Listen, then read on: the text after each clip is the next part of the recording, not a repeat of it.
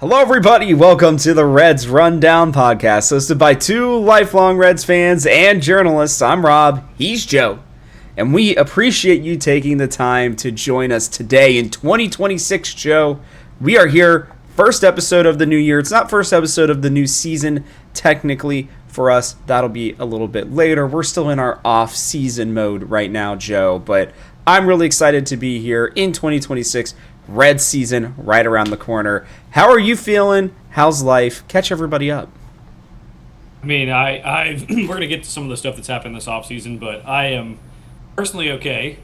But this Reds team has not been good for me this offseason. I expected a lot. I guess I officially expected what the front office has done, which was a lot of minor moves. Mm-hmm. But I wanted something so much more because of the strides we took last year. So we're gonna break it down, and we'll have some rants here. But yeah, it's been good overall. But the baseball side of things, I would love to see something pick up here soon. Yeah, we'll talk about it. I think it's been a slow-moving offseason, not just for the Reds, but really for everybody. Bregman just signed, unfortunately, to the Cubs, but I think they overpaid, and I think they are going to be. I mean, they'll get Bregman as he's ending his career, so we'll see. I'm hopeful that maybe this will not be too much of a detriment for the Reds, but there's a lot more offseason to go. I think January and early February things are going to heat up substantially, even for our Redlegs, who did make a deal over the weekend, Joe. So that will be one that we will be talking about. Actually, less than 24 hours ago, I think it was officially announced. So, yeah, today we're going to be going over FanDuel and the changes that are coming there. The Reds missing on Kyle Schwarber. We'll briefly talk about that. Look, I know it's been the Kyle Schwarber offseason. It's been that for Reds fans, but we got to at least discuss it a little bit. Reds arbitration is basically done. Reds signings, majors and minors. And then we got to talk about the all-important bat that we are hoping the Reds will go out and get to end the show. First, as always, question of the day. Let us know in the comments section below. Will the Reds sign or trade for at least one more big bat in your opinion? And when I say big bat, I mean at least Austin Hayes sized. Okay, that's what I will predicate that with.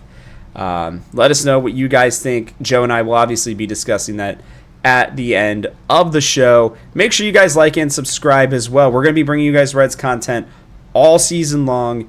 We hope that you guys are ready to roll with it. Let's get into it.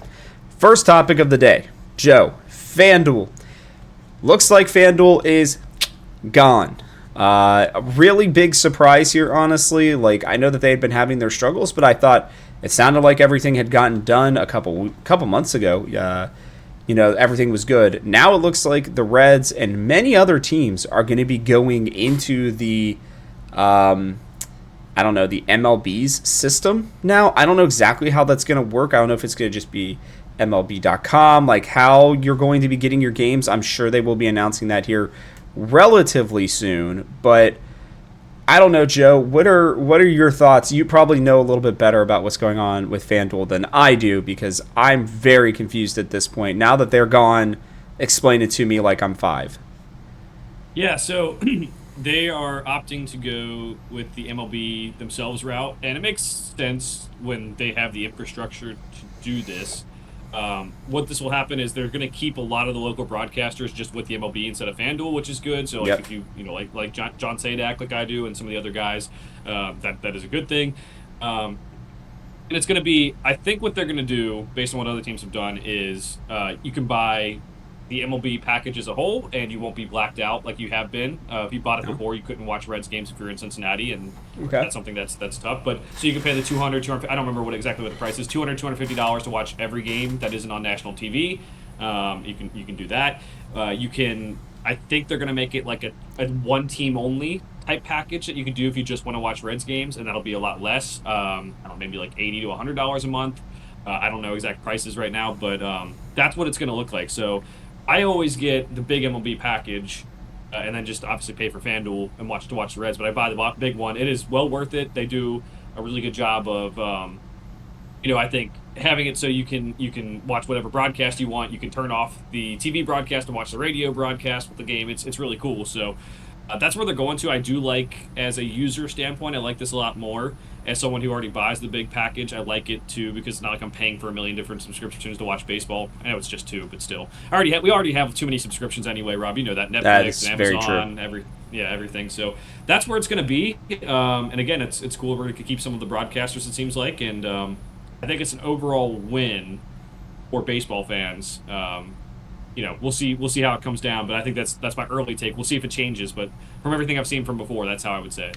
Well, and I think that this is the way it's going. I think the MLB is going to try to get more teams under their umbrella and then, kind of do this again, because it sounds like there are big changes on the horizon here. Over the next 5 years or so, I think the MLB is going to change substantially. There are talks of division changes as well.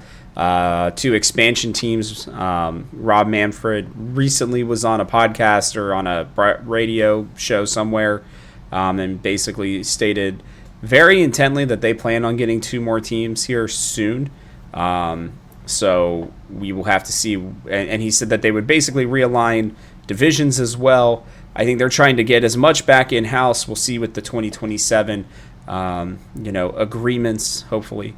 How MLB and the MLB Players Associations do everything. So I guess I'll ask you real quick. Did you say $80 or $200 a month, or was it $200 overall for the season? I think it was $250 per season for the whole package. I don't know if they're going to jack that up if you can watch your own team. Maybe it'll be higher this year because of that. And then the team one, again, I would assume it's like half of that maybe, because everyone wants to get it to watch their own team. They're going to charge a premium for that, but it's still. Yeah. Was it like $20 a month last year for FanDuel? So I can't imagine it'll be too much more than that. Okay. And it's just, again, there's still a possibility. I'm going to say it's most likely to go to MLB TV. There's still a chance to go renegotiate with FanDuel, but because FanDuel is possibly bankrupt, the Main Street Sports Group who owns them is going bankrupt. Possibly going bankrupt, they can renegotiate and kind of have protections in there for if they do go bankrupt, is kind of what's going on. So not officially like everyone needs to be going to MLB.com and doing that so far, but just kind of keep tabs on what they might do. And again, if its prices are the same, maybe $200, $250 for the big package with everyone, maybe a little bit more now, and then maybe $100 per year, $150 tops, maybe I would think for your own team. But you consider how long the baseball season is, probably worth it if you're a diehard Reds fan. I mean, it's definitely worth it. Unless you're getting ready to set the high seas, I think that's the route that you've got to go. So, if you want to know what the high seas are, I'll let you know in the comments section. But, anyways, we'll move on. I mean, it sounds like the FanDuel thing's going to figure itself out. As long as we can watch broadcasts that are not going to be like... I think my biggest problem with FanDuel, before we move on, is just that, it didn't work as often as it should have for a lot of people. I know that was not just me. And then they tried to screw everybody over by charging everybody for next season, at the end of the season, which was pretty shady. Obviously, most people got their money back. I know I did. But it was just kind of what is going on here? And I think they were just trying to get those subscription numbers and everything so they could even try to, be in it for next year. But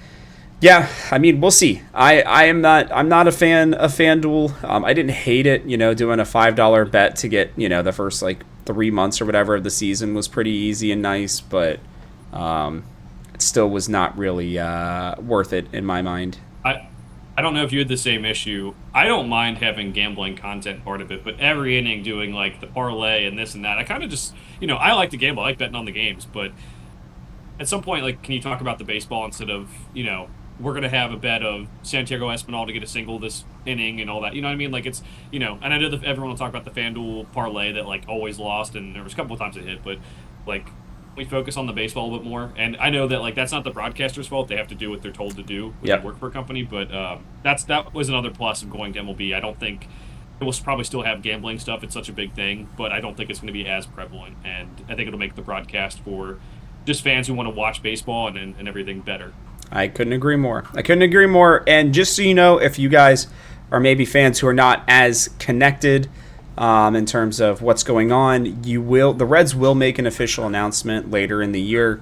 Just kind of hang on and be on the lookout at, Reds.com or Reds Twitter. They'll let you know once everything is kind of finalized and where you can buy and do everything. It may come down to later in the season. We'll let you guys know as we know too, but that's generally what we're looking at.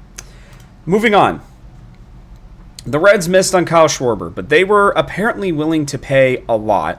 What is really interesting is the recent stuff that has come out, Joe, where it sounds like Kyle Schwarber's agent was playing the Reds, or at least playing Reds fans to put the pressure on the Reds, because it sounds like Schwarber was really never planning on leaving Philadelphia and kind of just used everybody else as a bargaining chip to get Philly to raise their price and keep him, even though I think he still intends to maybe go to Cincinnati one day, but that was one heck of a play from him to do it all the way back at the All-Star break and kind of lead up into it. But the Reds did show that they were willing to make a big contract because they believed that they would, as we have talked about on this show, make enough from things like jersey sales and ticket sales to be able to make up for the amount of money that they were going to pay Kyle Schwarber. What is interesting, Joe, is currently we are projecting to be around $130 million for payroll. If you take out the money that is owned to Jeimer Candelario, it is about $114 million. So what is interesting is do the Reds have money? Do they really understand the fact that, like, even if they didn't get Schwarber, if they got another bigger name, that people would probably still go out and buy jerseys? It's just you can't go and get the Austin Hayeses because they're only going to be around for 1 year, so fans are not, as willing to commit to that. I'm very confused on this. Give me your thoughts on the Schwarber stuff first, and then let's talk briefly about the payroll, because we still have a lot of signings and arbitrations and things to get through. Yeah, it seems like Bob Nightingale is pushing that we actually were going to offer more than the Phillies. I don't know. I don't believe him. Just his reporting history is not always the best.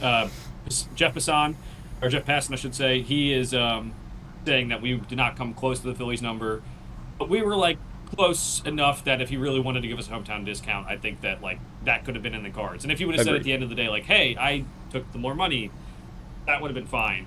But I'm with you. I think Kyle Schwarber kind of pulled a dirty one on Cincinnati. And everyone should have been in on him, right? Like, there's no team that shouldn't have been in on Kyle Schwarber, but I really don't like how it played out with the agent. I would have liked to have, more transparency. I know it's tough for the public to get that, but maybe the Reds to have more transparency, because the way it was phrased is they put their final bid in, and then he decided, but he didn't come back to us and say, hey, if you can get up to this, I want to come home. I get that maybe you have loyalty to your team that you played for the last couple of years, but you were the one who said I might want to go home and play for the Reds. It wasn't us putting it out there. We probably wouldn't have even gone after you and had our hopes up had you not said that, right? 100%. So that kind of gives me a sour taste in my mouth over the whole thing. From the Phillies' perspective, Rob, I'm kind of question keeping on running it back with the same people over. At what point is this going to work? At what point, what is it? JT Realmuto is a free agent right now still, I believe. And they're rumored to be getting him too. And it's just they have to get him back, and are they, as a 4.0 WAR catcher, I mean, that's awesome. They got to get him back. They got to get a lot more to get this team ready to compete. And it's I think a better idea would have been if you want to sell tickets and maybe hope that the Dodgers slip up, or some other teams don't come on, and the Cubs, who obviously are making a play to get better this year, that's fine. But I would have thought a better strategy would have been to have a reset, or to go find other players to put together to try to win, and saving your money on Kyle Schwarber, as good of a player as he is. So that's the Schwarber stuff. That's kind of how that goes. Do you think the Reds have more money than they're leading on? I do think they count the candy stuff in their payroll and in their budget that. They're oh, it's money we have to spend just because we're so cheap historically that this counts. We're not going to go any further. But you kind of think about our expected payroll. If we do get a bigger bat, there are guys who are expendable, and we could give up Brady Singer. We're going to talk about here. His contract would have saved a lot of money. Gavin Lux, who don't know what his position is next year. We don't know how often he's going to play. Is going to be one of the higher paid players on the team. That's where there is some flexibility. You just might have to get rid of some guys. So the best case scenario was obviously signing Schwarber, having these guys come back, maybe having payroll be a little bit more elevated than it is. But if they wanted to make Schwarber work or someone else work, they can still get creative with it. Even though I'd rather them just kind of add to what we already have, because I really do like, you know, having Brady Singer as kind of a veteran. He really did pitch well for us. I'm not sure he's worth 12.7 million, Yeah. but you know, and Gavin Lux, like, you know, I would still like to have him ability to play multiple positions and come in and maybe not play every day, but be a platoon guy. I like having that on the team. So I think that they're maxed out on what they will spend. I do think they have more money, and if they don't have more money, they can definitely get creative with it, I guess is my answer. Yeah, that's kind of where I'm at too. Like I said, I mean, the Schwarber stuff it's interesting. There are going to be rumors floating around. I mean, I don't know for sure if I believe that Schwarber did the Reds dirty. I'm wondering if his agent was just like, yeah, you'll be able to go back there later. Like, don't worry about it. So we'll see. I'm not fully convinced one way or another. The one thing I do know is every single person has said the Reds made a genuine offer and actually tried, and that I will take, you know, as a positive sign. Payroll wise, look, they're still currently at least like around 20th in payroll. Now that will change as we get closer to the season. There are some teams that are lower than us that I can almost guarantee you will be higher, but the reality comes down to the fact that, you know, the Reds are spending their money in, I would almost say, weird ways, you know, that people wouldn't expect. And we're going to talk about that with the signings that they have done so far this season. And they're clearly focusing on areas that I think some people are just not valuing enough, which I actually like for the Reds, but they're still a very noticeable hole. And we have to plug that hole, period. I don't care how creative they get. As long as it works, that's fine. But we'll get into that here in just a minute. Let's go on to arbitration first. So we had one of the most extensive lists of arbitration that I've ever seen, and I believe in baseball, because, you know, this is what happens when you have a lot of younger players on cheaper contracts, right? So I'm just going to go through all of them really quickly, Joe, and then we can discuss, I think, a few of them at least. Brady Singer, as you just mentioned, his last year of arbitration, $12.75 million, almost $13 million for Brady Singer. The only pitcher that I can think of that's making more on the staff is Hunter Green this year, I believe. So kind of crazy there. Gavin Lux, $5.525 million, again, to be on the bench, most likely. I doubt he is a starter. Tyler Stevenson did not reach an agreement. It was like $300,000 was the difference. Not that that's not a small amount of money, but it's just surprising that they couldn't come to an agreement over $300,000. Sam Mole got $875,000. Nick Lodolo, $4.725. Ben Rortvit, I still can't remember if I pronounce his name correctly, but $1.25 million. Which is our third catcher, right? Graham Ashcraft also did not reach an agreement. His difference was about $500,000, so maybe a little bit more. I could see the Reds maybe getting the better end of that deal. TJ Friedel, $3.8 million. Tony Santillan, $1.8 million. Talk about an absolute deal for the Reds. Spencer Steer, $4 million. Will Benson, $1.725. And then Matt McClain came in at the very end and finished his deal at $2.3 million. Let's quickly talk about Stevenson and Ashcraft. I think, you know, both deals are obviously going to get done. I honestly think the MLB is going to, or not the MLB, but I think the arbiter is going to go in favor of the Reds, I think, on both of those deals. Mostly just because I think Stevenson's been hurt enough to where I think the Reds have a pretty good case there, and Ashcraft, you know, had to make the switch to the bullpen. He's not worth nearly as much. I know he could theoretically go back into the rotation, but I'm sure that's what they're going to push. But the Reds are just going to be like, no, like, that's just not going to happen, and we showed that last year. What do you think of those two, and then do any others kind of stand out to you? Yeah, this happens all the time, and what you said is true with both of those players, that they're probably going to side with the Reds. And honestly, going into the fact that, I mean, most of the time they do side with the franchise over the player's number, because the player's trying to get as most out of the deal as they can. Yep. That's probably going to happen. Would love to have both those guys back on a deal that makes them happy, that kind of keeps things down, so maybe that it frees up the front office to do a little bit more. That works. Yeah, Brady Singer is actually the highest paid player on the team. Rob, 12.75 million. Is he officially? And followed by Pagan with the 10 million, and then Hunter Green with 8.8. Gosh, that Hunter Brian Green Hayes, contract.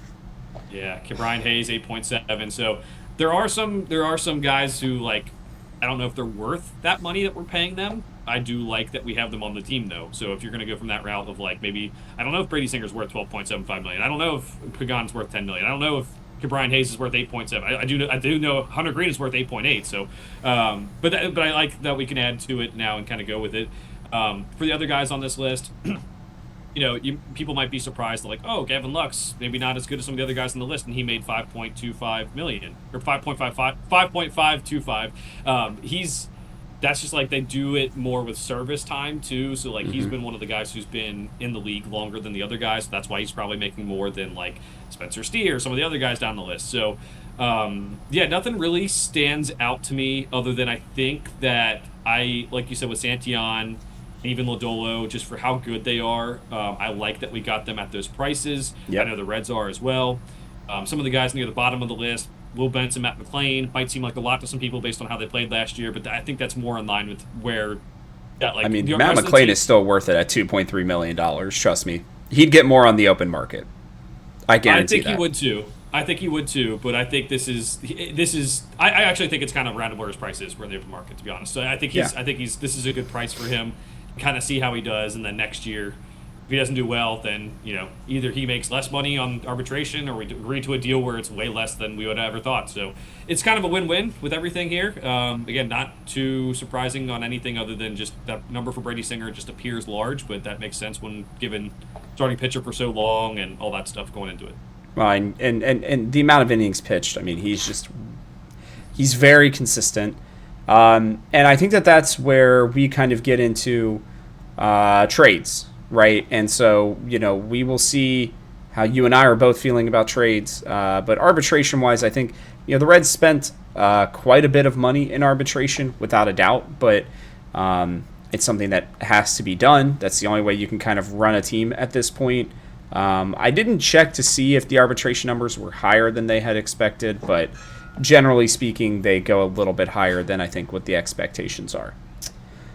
Moving on to the signings, let's quickly go through the minor league ones, because then I have definitely some thoughts for the major league additions, I'm going to call it, because one of them was a trade. But minors, you get Michael Chavez, who was once a former pretty highly touted prospect, Joe, for the Red Sox.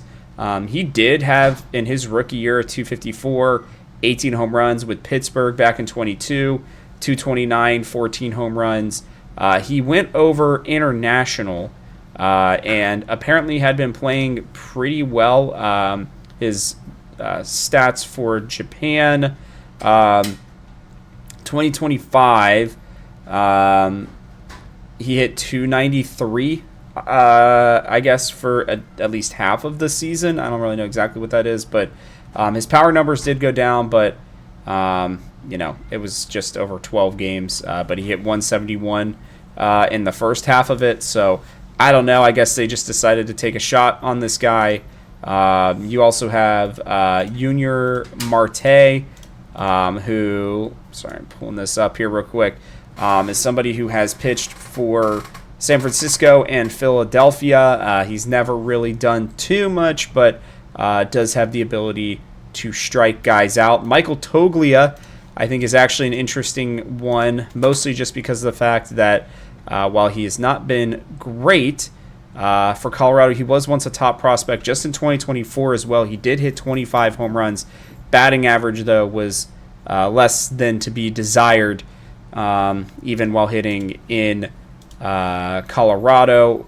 Old friend Garrett Hampson and Josh Stallmont are back as well, and then Landon Liebrandt might be the last time that we say his name specifically all year, but drafted by the Reds. I guess he pitched for us in 2024 at some point. Don't really remember that at all, but I don't know. He's, I guess, just a depth signing at this point. He's barely even been able to reach the majors at 33 years old. So any interesting thoughts here on some of those minor leaguers that they have brought in, I think, is true depth pieces.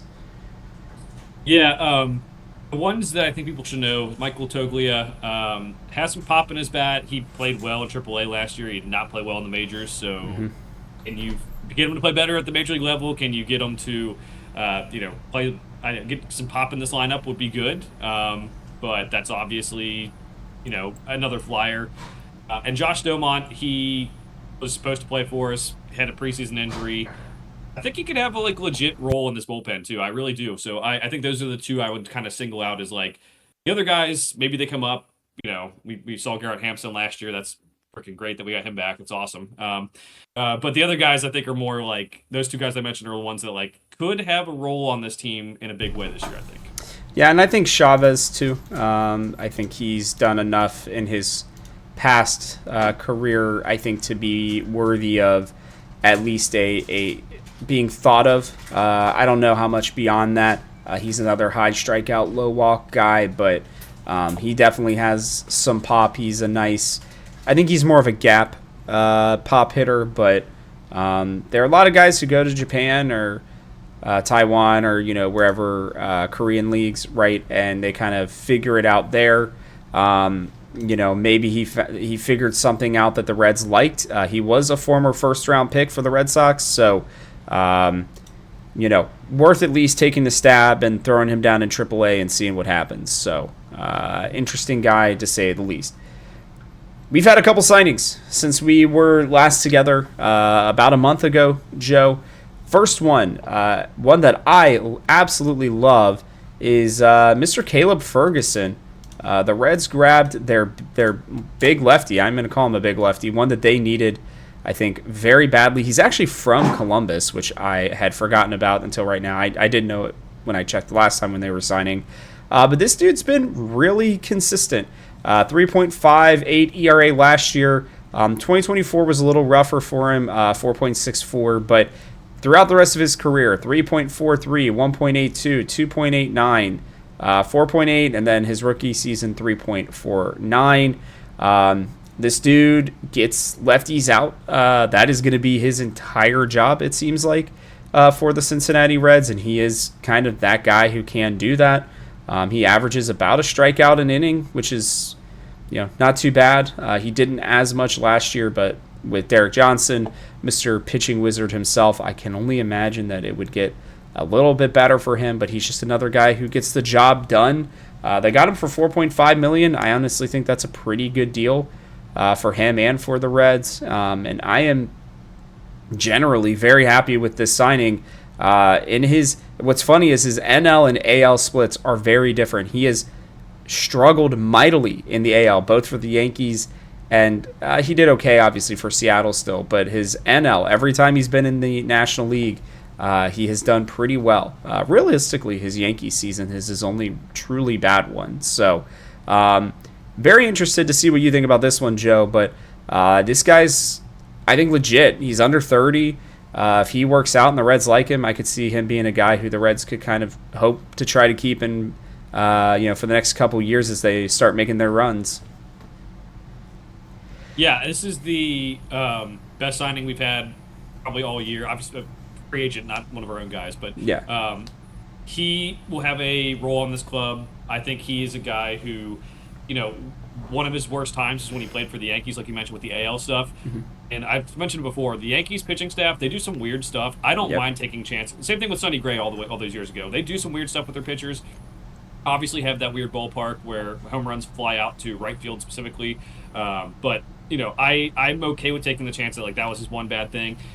It makes it so that again, I think overall the Reds offseason has a lot of complaints, but I actually do like the bullpen now, and it's mostly because of his addition, right? So we talked about Stomont coming in, maybe he has something left in the tank after being injured. Rob, we're going to talk about the bullpen a little bit later, so I won't go too far into it, but it is really good, and we're going to talk about another signing later that adds to it. I think it's, if you're for we want a big bat, right? We don't want to take chances on big bats. You don't want to have a guy who had a down year last year and you're trying to get him to back up to what he was. I think that's more of a volatile signing. But with bullpen arms, signing guys and kind of if you can get him at decent deals, which this is, he did pitch well last year. You add him to a big collection of guys, and the other guy we're going to talk about here soon. This bullpen has a chance to be a lot better than last year, which is saying a lot. So I love this signing. I love that we have some more lefty options, I would say. Well, this one opens up some more things for us. We'll see if we get maybe more lefties down the road, too. But love the move. I think this is the best move that we've had in a long time, and possibly could be the thing that, like I said, turns the bullpen from probably finishes an average bullpen last year to, maybe above average, top 10. Yeah. Maybe top 10 bullpen, I think. So that I really love this move. Yeah, we'll go into the bullpen more, but I agree with you. There's a chance the Reds have a top 10 bullpen and a top 10 starting rotation this year, which is, I think Reds fans should be pretty excited. This guy, you're not going to think is a big deal, but gosh, who was the big lefty they got from the Cubs all those years ago? Why am I forgetting his name? Sean Marshall. I've been waiting for the Reds to find a Sean Marshall type of guy. This guy very much reminds me of him. I loved that pickup. He was just so freaking consistent. This guy is not as big as Sean Marshall was. Very different type of lefty, but he is that kind of a signing. Having a really strong bullpen is important. If this guy can be what he has been, and he's not really a guy who gives up a lot of home runs. He gave up 2 home runs all of last season, with both Pittsburgh and Seattle.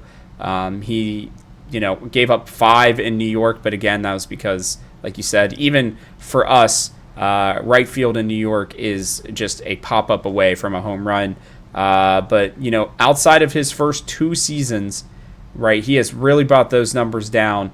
And I think he's a really, really, really nice pickup for this Reds team. So I'm very excited about him. We'll stick with the bullpen, and then we'll get to the hitters then, Joe. Pierce Johnson, guy who we just got yesterday. Very, very interesting pickup. I was like, why are people making a big deal about Pierce Johnson? I was like, I don't really remember hearing about him. And, it was like everybody was tweeting about it when it came out. They're like, wow, actually really nice pickup here for the Reds. I can see why they are saying that now. This guy has been very consistent for the most part. He had a rough stretch between 22 and 23, but 2021 and 2020, like a 3 or less ERA. Last 2 seasons, 3.0 last year, 3.67. This guy was in 65 games and 58 games the past 2 seasons. He is, again, about a strikeout per inning type of pitcher. He walks a little bit. He gives up some home runs. There's no doubt about that. This guy is, I think, very similar. I would say almost the exact same as Scott Barlow, funny enough, but maybe a little bit better. Very much a curveball pitcher, similar to Barlow. I think they specifically targeted a guy like that. A lot of people think this guy's pretty good, so I'm a little hesitant there. I'm even just looking at the stats right now. There are a couple of things that make me a little nervous. Atlanta is a relatively bigger ballpark, but even still, everybody feels like this is a good deal. I'm going to trust that the big name people like him and that they're cool with this, and that, this guy is apparently been a high leverage guy the last couple seasons. His WAR would indicate that he's been better than even what some of his stats have shown. So I'm going to trust that, and if he's near the end of our bullpen, that's fine with me, because I think we already have some really high leverage guys. Honestly, I think not to, again, we'll get into the bullpen in general here in a minute, but Pagan, Santillan, and Ferguson, I think alone are going to be some later inning guys potentially for you, unless if Ferguson is truly only a lefty guy. But adding Pierce Johnson just seems to help this team, Joe. Yeah, I love this move as well. Like I said, the bullpen is one of the things I'm excited about this year. If you're like me, who's very disappointed in the fact that our lineup might be worse than last year based on just not adding anyone and losing some of the guys that we thought could be impactful. I guess the place to buy in is the pitching. Like you said, starting pitching is going to be really good. We know that. But this bullpen move is really, really good. Watched a decent amount of Braves games over the last couple of years, just with the MLB package, like we mentioned earlier. He is in high leverage situations. I do like what he can do when the pressure's on. That is huge. And I think that fills a role. So, like with Caleb Ferguson, obviously getting another pitcher who can be a good lefty and get some guys out is huge for us. That was somewhere where we kind of struggled last year at different times finding that guy, and had to bring up Sam Mole after he had a rough start, and that may not have to be the case this year. For this is a little bit different too, because I feel like at times we had to rely on the same guys over and over again. It was, Santillan, it was Pagan, it was Barlow. And now that you kind of add these guys where it's like 3 or 4, maybe 5 guys that we can count on routinely, that's a lot better than 3 last year. So that's why I really do like the signings. I like that we have more depth in our bullpen. I'm hoping they all stay healthy and can give us like I said, turn something that was very average last year and in a good way, because I think we didn't really think it was going to be the greatest thing ever, to now being above average, being top 10. And love the signing. Love it. Yeah, it's a sneaky bullpen, and we'll talk about it now. I mean, again, you have Pagan, you have Santillan, you have Johnson now, Graham Ashcraft, Caleb Ferguson. You got Big Sugar and Zach Maxwell, who showed pretty nicely. Connor Phillips as well. Then you still have Luis May, who I think is more talented even than Maxwell and Phillips at this point in my mind. Sam Mole and Reaver San Martin, a guy who I think he's been injured, but when he was healthy, he really wasn't that bad as an option, especially if Sam Mole doesn't work out. So I still think there's a chance the Reds will add one more. I wouldn't be surprised that if Scott Barlow doesn't get something, or if Brent Suter doesn't get something somewhere, that they come back on team-friendly deals. And if you can get that, then, oh boy, this team is in a really, really, I would say, immensely good spot. Pitching and bullpen are going to be the ways. The Reds want a good defense and a good pitching. I think I tweeted about this. The Reds are going to win with good starting pitching, good bullpen, and just enough offense. I think that's their plan right now. People aren't going to like that. That is a strategy, and if you can play good defense, right, your offense just has to be good enough, and we'll see if they are. We'll get into them, and I think some of the moves that can be made. But Joe, I mean, it's hard not to be excited about this pitching staff, especially because they're leaning into Derek Johnson. I mean, he's been here for so long at this point, and it's because he's so good and the Reds value him so much. They're clearly leaning into him and realizing, hey, if we've got great pitching, we've got a chance, right? And I think that's also a Terry Francona mindset, which I personally love as a pitching guy myself. I mean, we have guys who are going to be spinning it up there. Like, I really think Santillan has a chance to be a reliever of the year type guy this year. I'm very, very pleased with the way this bullpen is coming together. Again, if Johnson's your 4th option, right, in terms of high leverage, like, that's a great situation for the Reds to be in. And if Phillips and Maxwell kind of turn into the guys that we think that they can, that means that Graham Ashcraft is probably your first guy out of the bullpen, or last guy, depending on how you want to look at it, right?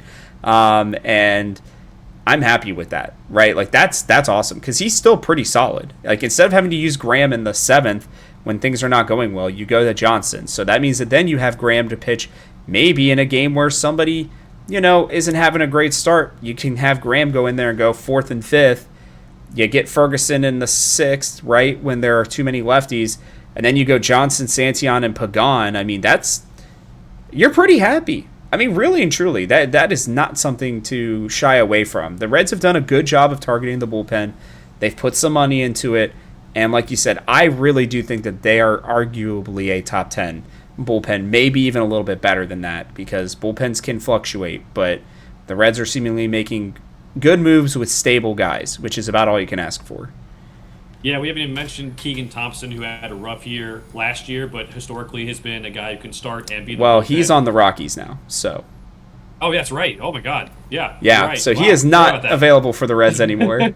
He got claimed. He could be. We're going to go back and get him. No, I'm kidding. Maybe. But I guess the point was that we have other guys, too, who could step up and be in this role. I like what you said about Luis May. I think his talent is there. Obviously, he needs to get control down and everything, but he's awesome.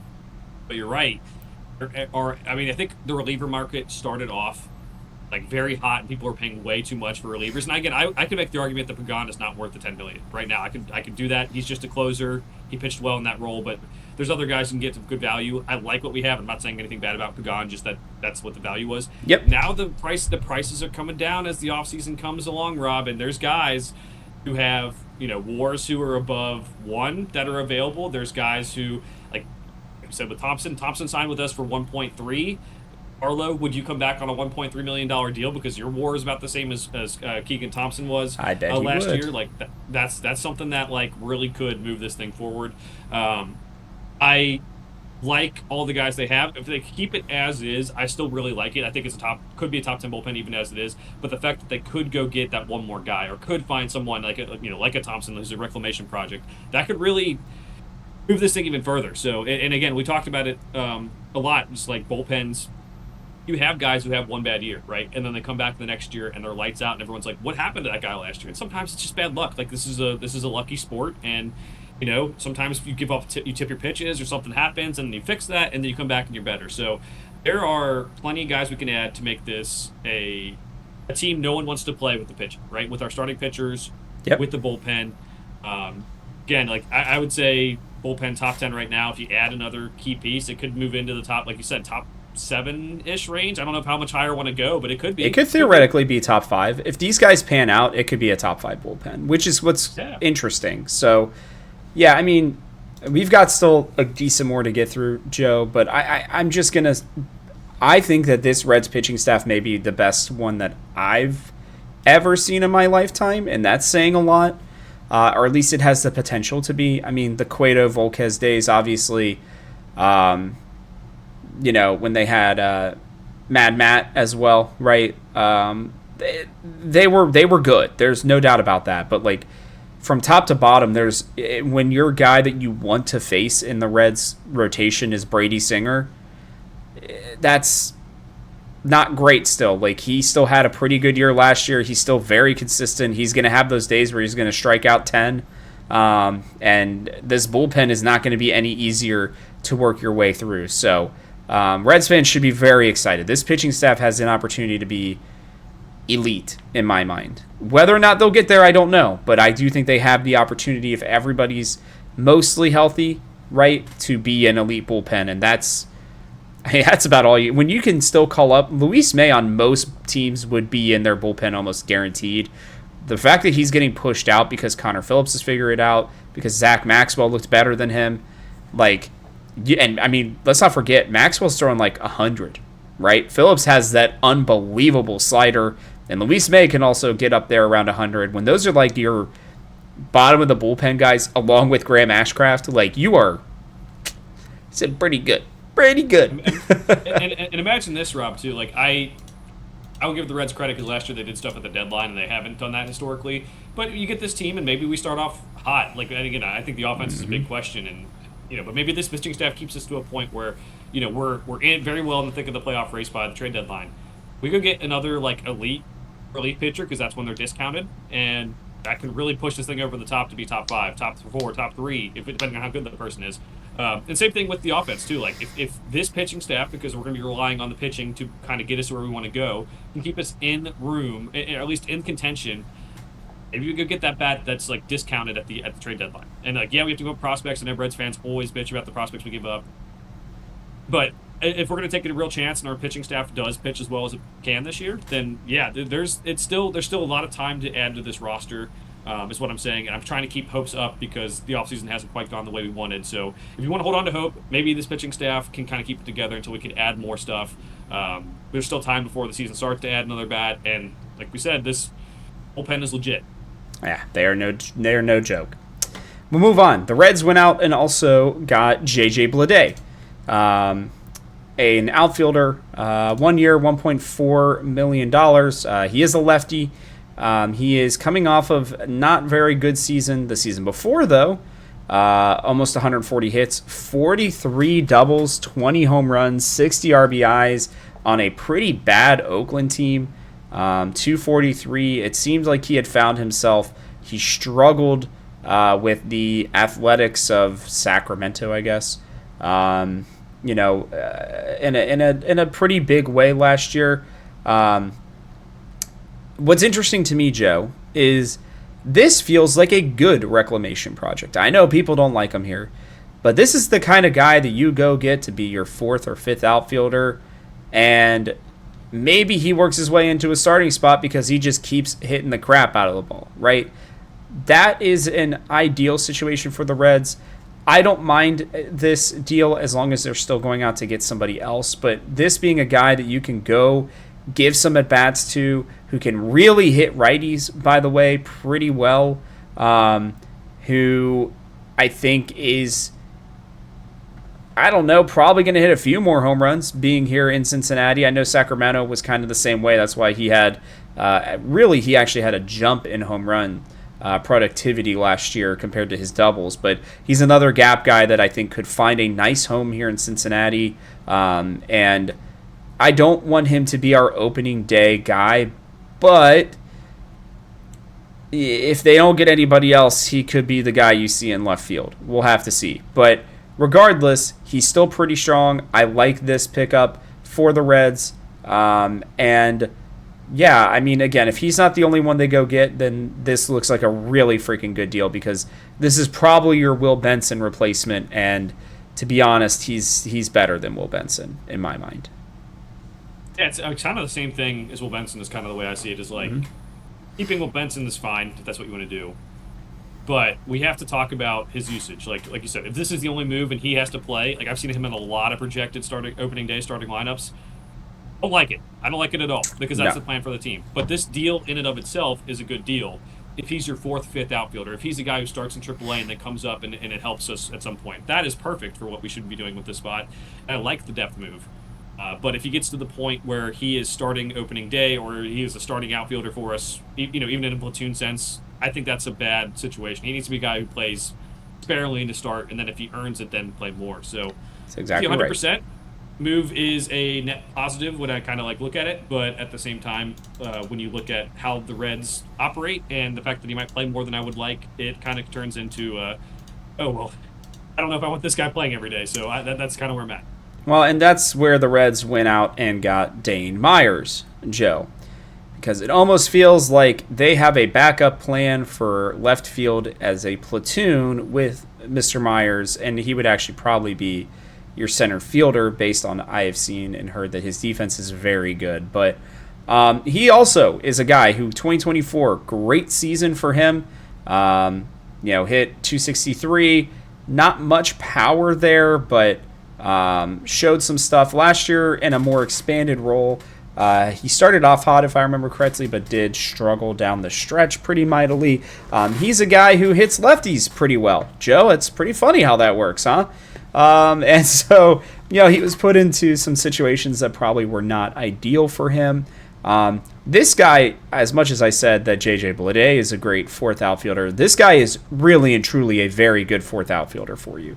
He's strong defensively. He's got some speed. He stole 18 bags last year, which is nothing to laugh at, right? Especially considering the amount of plate appearances that he had. He's got a pretty good arm from what I've seen and read. He is a late bloomer for sure, but he's that kind of guy that, the Reds gave up nothing. Like, people are mad about Ethan O'Donnell. Like, yeah, of course, occasionally you have the guys who, go out and maybe get something done. But, I mean, this kid hasn't even pitched yet, in the majors.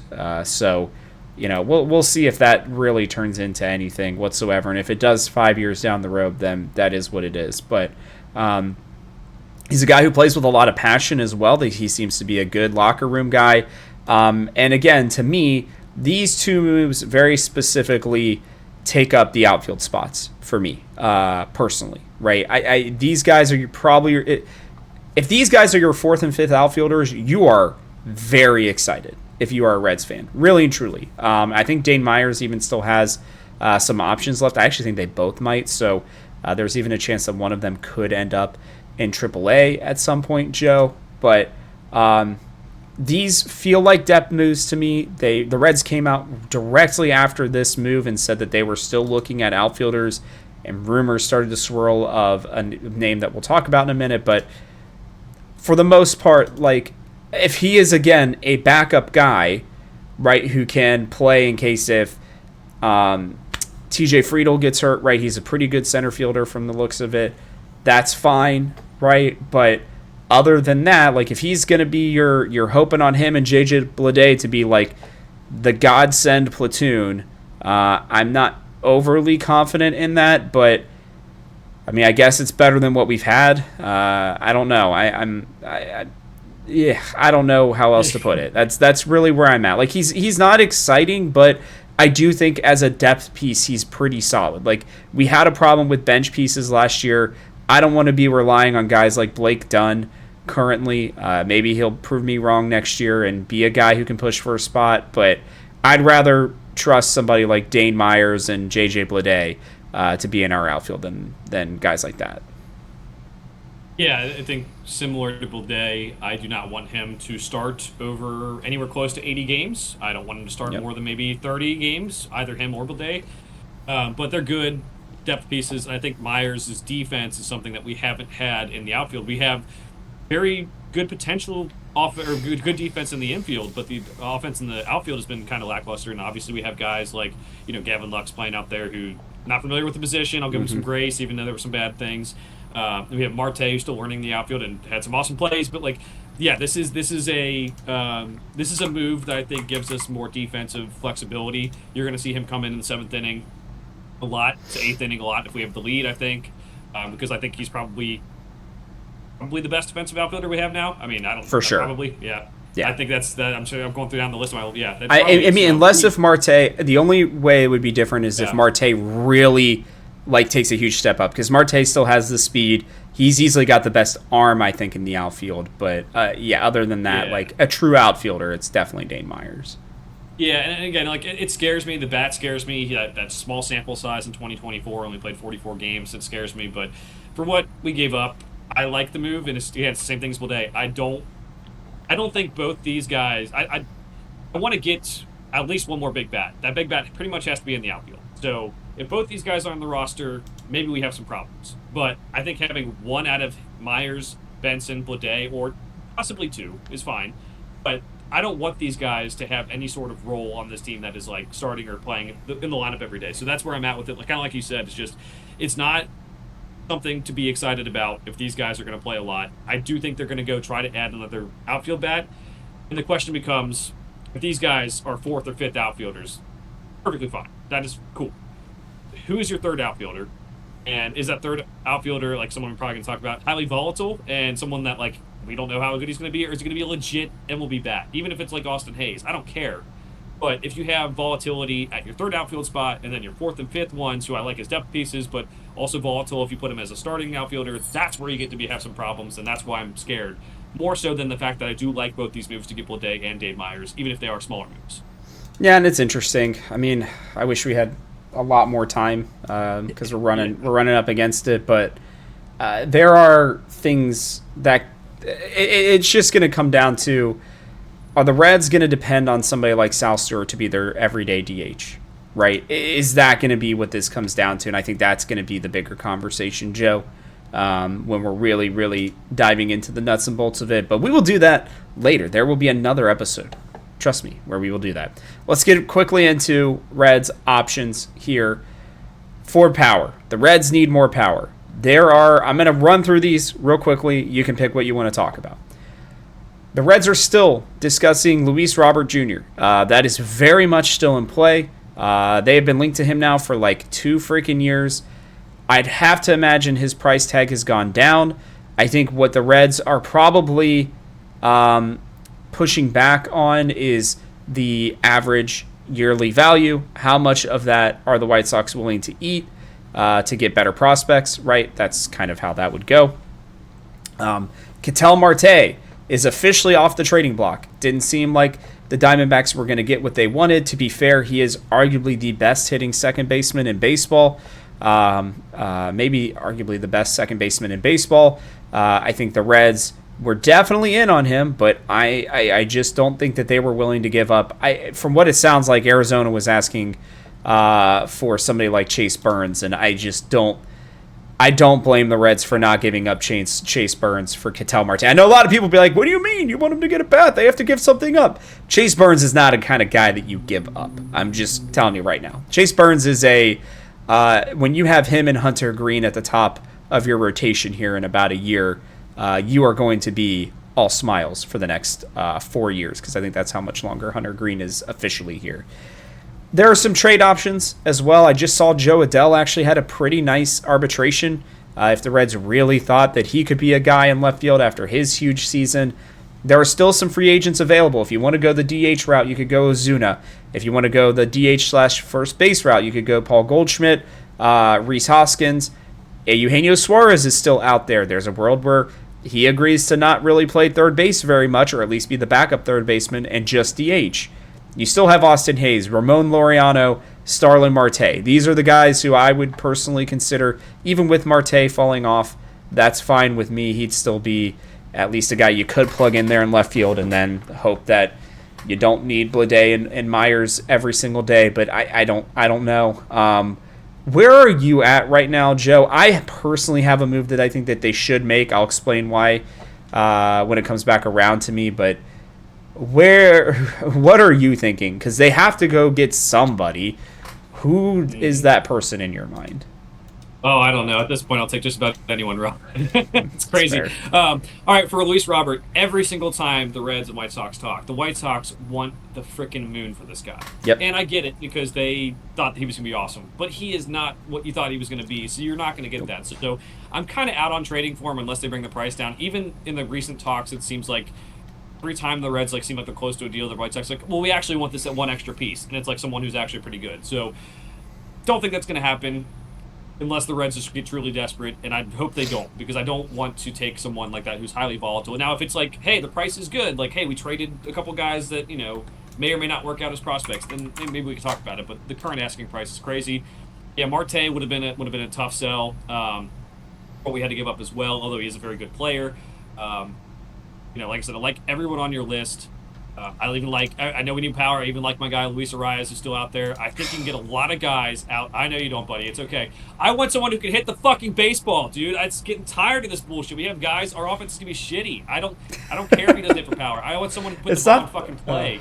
And I know you. I'm not yelling at you. I'm yelling at everyone else who I want someone who can fucking hit. I don't want to be talking about a Dane Myers and JJ Bleday platoon, dude. I fucking hate this. We're a team that should be going out and getting a better bat. And as much as it pains me to say it, I do like Luis Arias as a player.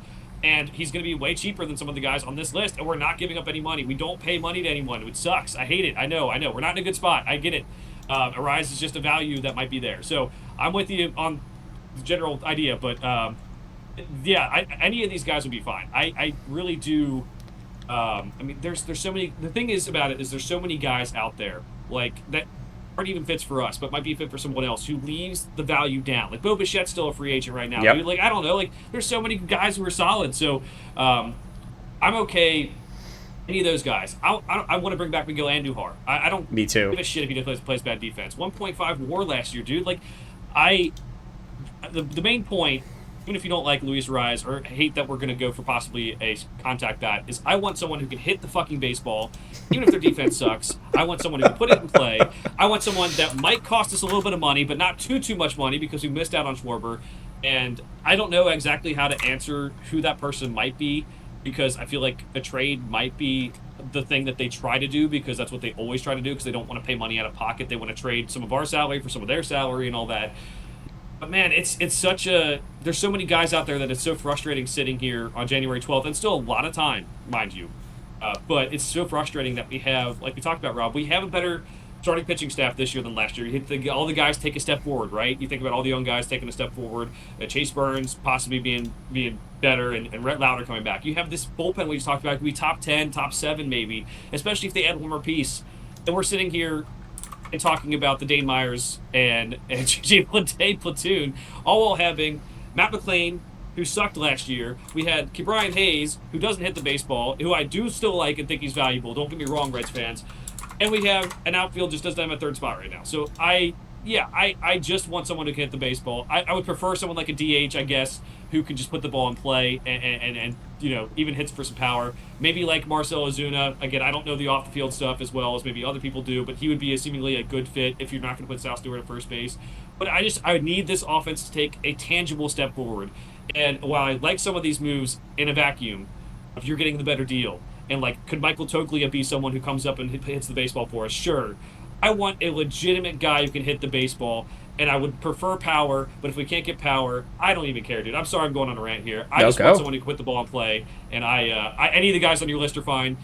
Any of the guys on my list are fine, to be honest, because they're actually good baseball players, not just reclamation projects. But we need a guy who's not a reclamation project, who's going to be a solid veteran bat in this lineup. Otherwise, we're counting on guys like Matt McClain to take a huge step forward. We're counting on guys like Sal Stewart to be a polished Major League Baseball hitter and be a big part of this lineup from year two. And I don't want to put that on him as much as I do think he can do it. So, again, I'm fine if you bring back Austin Hayes. I'm fine if you bring back Miguel Andujar. I'm fine with Marcell Ozuna, Reese Hoskins as well. Gino, a little bit weird of a weird fit, but that's fine too. Like, I think that just Brian Hayes being a third and DH for Sal Stewart, I don't know, but that's where I'm at with it. Add anyone, add any bat that is decent, and I don't care what their defense is. I don't care if they're power. I don't care if they're average. I'm getting so tired of watching this offense the last couple of years, and I need something more. Sorry, Rob. You go ahead. No, dude, this is it's a pop-off king moment, dude. I'm fine with that one. I mean, look, here's the deal. The reason I put the guys that I did, and I didn't put Andujar, is just because I feel like the Reds would have gotten it done with Andujar by now if they were going to. I do like it because I think the other option you could do, right, is you move Sal Stewart to second, and you move McClain to left. He's fast enough. He's got a good enough arm. Like, he could easily play the outfield, right? And I don't think people realize that. Like, that's why they drafted all these guys who could play shortstop, right? Is for the option to, it's a funnel, right? You can move them left or right, out or left or right, right? Like, you can do that. That's what makes them so good. If you're going to do that, then do that, because then you can go get Andujar. Then you could go get any of these names that I have listed other than Laureano, realistically, and probably Austin Hayes, because he's still good enough to be in the outfield. You could just put a DH. You move Sal to second. You put Matt in the outfield, right? And if he doesn't work out, then you do have Bleday and Dane Myers for now to carry you until you get to the trade deadline, right? Like, that's a good plan to me. I don't mind that plan. My problem is they just need to go do something. This is like the perfect offseason for them. Everything has slowed down. Dude, go get freaking Kyle Tucker. I don't care. Like, just sign him for 1 year for $30 million. Let him pop the hell off for the entire season, right? And then you're sitting there and you're like, oh, sorry, we won a World Series because of Kyle Tucker, right? Like, that's so much money. I've never understood, and I will say it again and again, the amount of money you can make from just being in the playoffs generally can offset a relatively big contract. They get millions of dollars. I just saw a thing that apparently Miami, the Hurricanes, get like $30 million just for being in the college football playoffs. Right? That is a college team that has to be spread out a lot amongst a lot of things. That's to a whole university. Can you imagine what the MLB playoffs are when you're playing all these games at home, like, you know, local market share, more than just one game? Like, I don't think people realize how much money these teams make just from being in the playoffs. Imagine if the Reds make it to the second round of playoffs, Joe. Oh my, like, wow, okay. Like, and you just saw the Cubs go and get Alex Bregman. Like, you have to make a move if you are serious about winning the Central at this point, because otherwise you may not. Like, that Cubs lineup is very good again, right? Yes, they lost Kyle Tucker, but they brought in Bregman, who it could be pretty much an even trade-off, but it still keeps their lineup as a very strong lineup. They actually went out and they got a pitcher, and Edward Cabrera, right? Like, they're making some moves. Now is the time to strike, because the Cardinals are bad this year. I know that Pittsburgh is getting better with their offense, but they are still very much a Paul Skeens, and I forget his other name, pitcher. They got like 3 guys in their starting staff, but if you get kind of around them, their bullpen's still questionable. They lost some guys. You know, they still don't have a great offense. Like, hitting-wise, they're making some moves, but they're still okay. Like, and Milwaukee is getting worse. Like, they are looking to offload more things again. Like, there's just an opening right now for this Reds team. They have to take advantage of it, and there are guys who are available to them. Hell, go get Bo Bichette. Move McClain, kick him out into left field, and let Bo Bichette play second base. He said that he's willing to play second base. Like, can you imagine? Like, we've talked about this. That's what they wanted with Schwarber. You think you can't sell jerseys of Bo Bichette in Cincinnati or Kyle Tucker? Like, I know that those are absolute dreams, but it's like, if the markets are coming down for them that much, you think they won't take a shot in Cincinnati with Ellie De La Cruz, with the pitching staff that we have, and in a ballpark where they could put up 50 freaking home runs and be like, oh, now my price is up, right? Like, in the middle of a lineup where you are going to get beloved. Every person who comes to Cincinnati, other than Jim Edmonds, has talked about how much the fans loved them. Like, come on, man. It's just, and I know they're not going to go do that, and that's fine.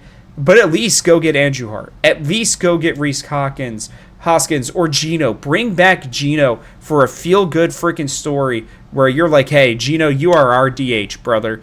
We are putting you there. Sal's moving to second. Matt's going into the outfield. Apparently Sal Stewart's in the best shape of his life. He's lost 20 pounds or something like that already this offseason and is in great shape. You know, he's pulling a Joey Votto, where Joey Votto lost all that weight after his first 2 seasons or whatever. That's great. Something has to happen, though, Joe. And it needs to happen soon, because this market is softened up pretty substantially, and it's clear that deferred money is the way to go. Man, I'm sure the Reds love deferred money, because that means they don't have to pay it now. So, I don't know. That's kind of where I'm at this point. Joe, we'll see what happens. I think at a minimum, they have to go bring back Miguel Andujar. I think that has to be the minimum ask for this team, is Andujar or Hayes. It can't be any worse than that, because I know they can get them on better deals. Andujar, I feel bad for them, because I don't think they're bad players, but because the rest of this market is just not moving, they're just going to have to take the best deals that they can get, especially with the looming potential break next year, which means they may not be able to get deals. They might be willing to sign 2 or 3 year deals for a lot cheaper than the Reds fans may think. So that's my small pop off, but I don't know. Yeah. We'll see what happens. You got any final thoughts on this one? Yeah, dude.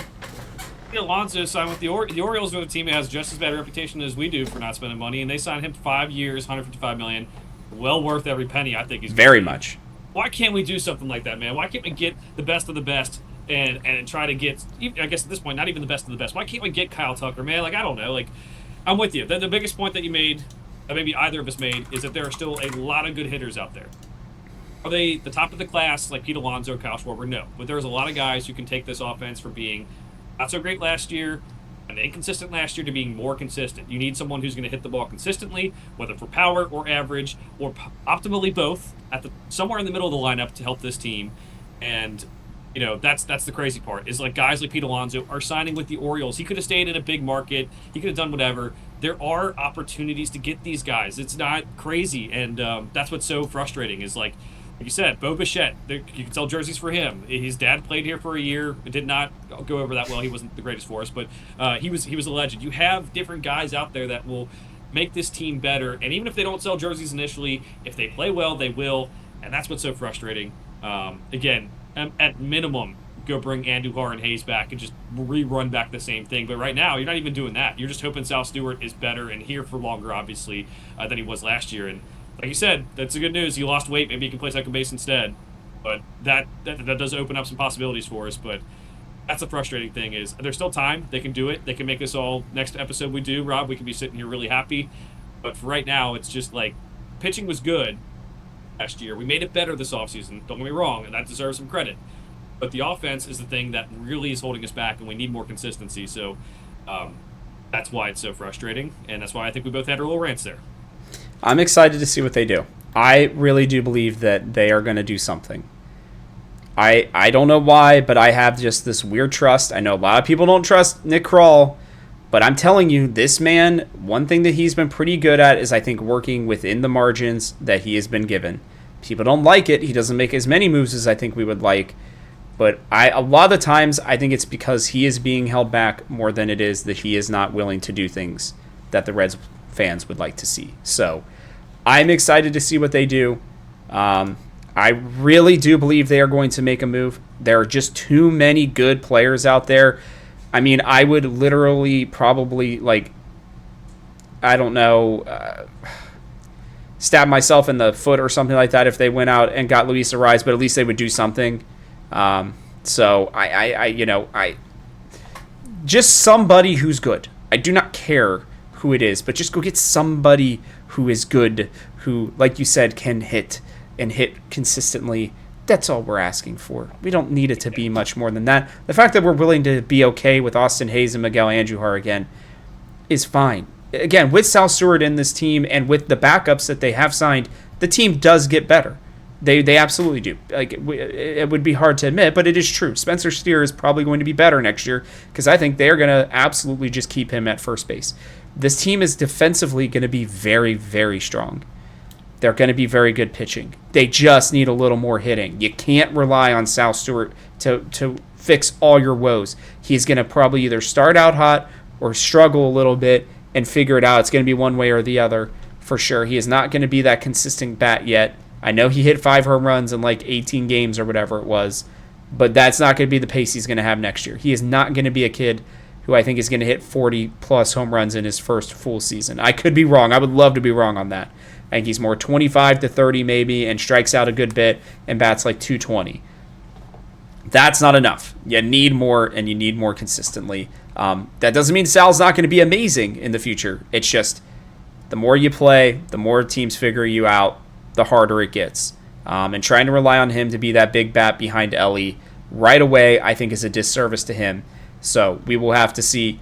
Joe, that's going to wrap it up. It's been a little long one, but we haven't been back in a while. There's a lot that's been done.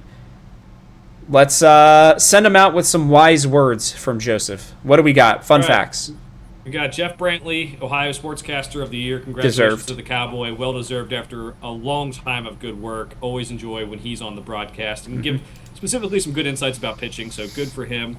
And then also, since the last time we recorded, the Reds Hall of Fame inductees have been announced. Yeah. We have Brandon Phillips, Aaron Harang, Lou Piniella, and Reggie Sanders. Very good. There's a lot of guys out there, guys like Homer Bailey who've had some good moments, but they got the right guys. Aaron Harang led our staff for so long and was so good and near the top of the league in strikeouts a lot of years. Brandon Phillips, best defensive player I've ever seen in my life.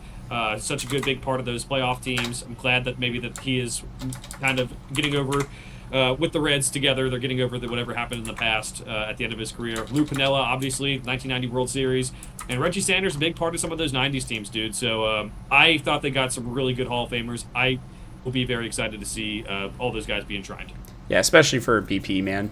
I just love BP. I'm shocked that Lou Piniella wasn't in there already, but BP being in there, I think, is just it's well-deserved. He's awesome, and it's hard not to love that man. So very happy about that.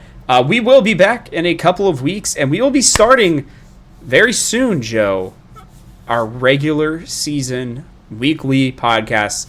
They will be coming out on Mondays, generally around noon on YouTube and on wherever you get your podcasts. So make sure that you guys don't miss out on that. But that is going to wrap it up for us here at Reds Rundown to start off 2026.